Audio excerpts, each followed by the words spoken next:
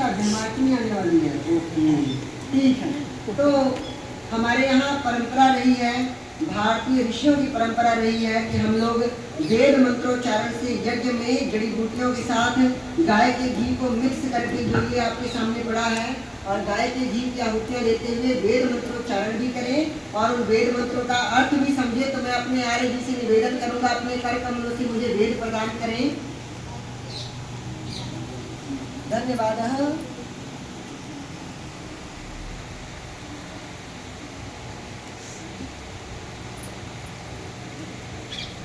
हाँ जी बच्चों, जरा बताओ तो ये आर्य समाज की कुल कितने नियम हैं? 10 नियम हैं। क्या आप लोगों को उसमें से एक भी नियम आता है? अच्छा, कौन सा नियम आता है? कोई सा भी सुन लो। तो जरा तीसरा नियम सुनाओ तो।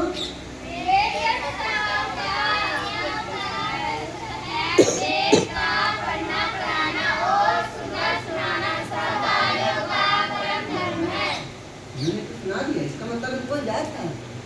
ये तो बताओ, ये किसने याद कराया तुम्हें? मुझे भूल गए। चलो मेरे बाद आप सबने बोलना है, वेद सब सत्य विद्याओं का पुस्तक है, वेद का पढ़ना पढ़ाना और सुनना सुनाना सब आर्यों का परम धर्म है।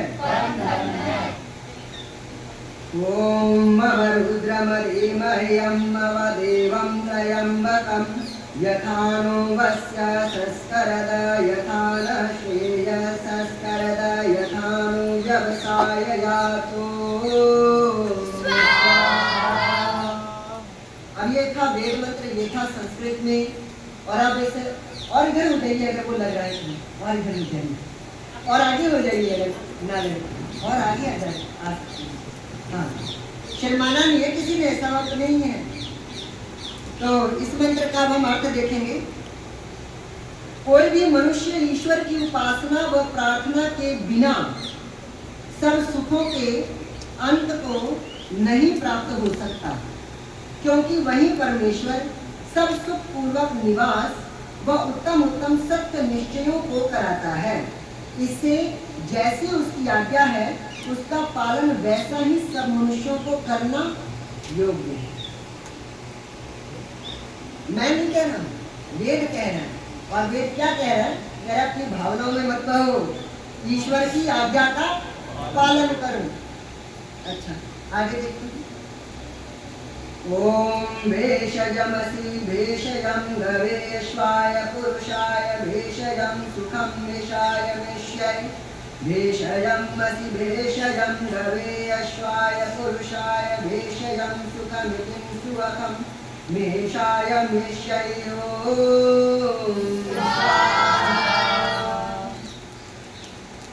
इसका अर्थ है परमेश्वर की उपासना के बिना, इसकी उपासना के बिना, परमेश्वर की उपासना के बिना, परमेश्वर की उपासना के बिना किसी मनुष्य का शरीर, आत्मा और प्रजा का दुख दूर होकर सुख नहीं हो सकता।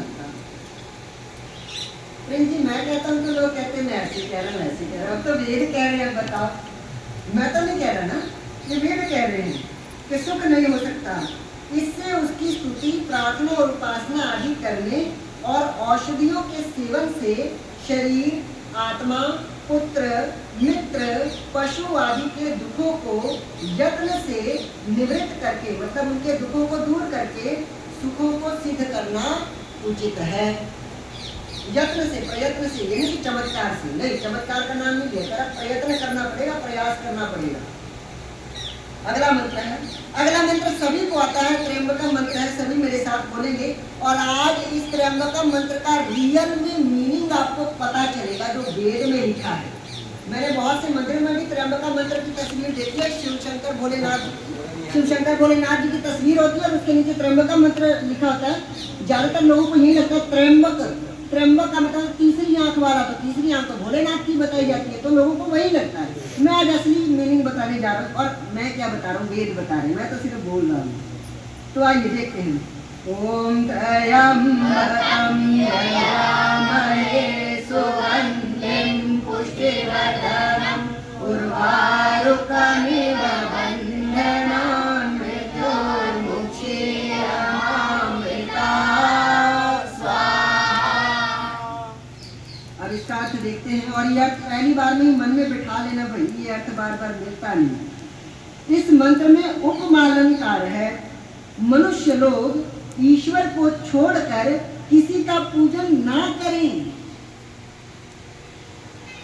मैं नहीं कह रहा, मनुष्य लोग ईश्वर को छोड़कर किसी का पूजन ना करें, क्योंकि वेद से अविहित और दुख रूप फल होने से परमात्मा से भिन्न, परमात्मा से अलग दूसरे किसी की उपासना ना करनी चाहिए।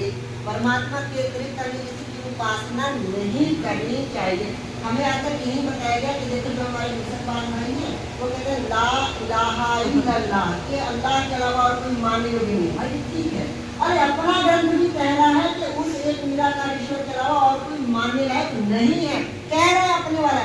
बस बात इतनी है कि हमारे वालों ने कभी पढ़ के इसको खोल के हमें सुनाया ही नहीं, दिखाया ही नहीं। मैं तो सुना भी रहा हूँ, और जिसको देखना हो भाई यहाँ हिंदी में लिखा हुआ है, संस्कृत में हिंदी में कोई भी पढ़ सकता है।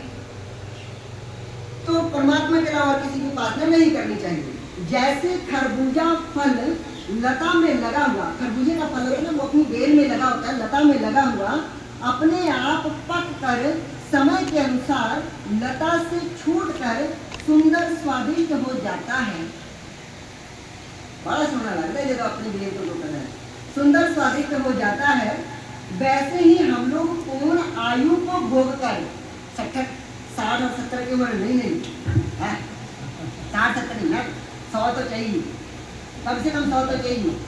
और मैं तो माता जी का आशीर्वाद मेरे साथ, हमारे अंकल जी का आशीर्वाद साथ, मैं 100 साल पूरी सेंचुरी पूरी करूंगा। पीछे पिताजी भी बैठे, उन्होंने कम रहने नहीं दिया। तो कह रहे पूर्ण आयु को भोग कर शरीर छोड़ के मुक्ति को प्राप्त होगे। कभी मोक्ष की प्राप्ति के लिए अनुष्ठान व परलोक की इच्छा से अलग ना होगे, और ना कभी नास्तिक पक्ष को लेकर ईश्वर का अनादर भी करें।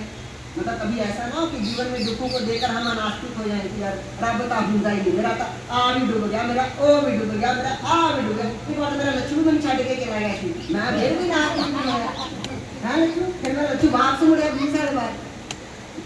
तो ईश्वर का अनादर कभी ना करें। जैसे व्यवहार के सुखों के लिए अन्न जल आदि की इच्छा करते हैं, वैसे ही हम लोग ईश्वर, वेद, वेदोक्त धर्म और मुक्ति होने के लिए निरंतर श्रद्धा करें। ओम भूर्भुवः स्वः तत्सवितुर्वरेण्यं भर्गो देवस्य धीमहि धियो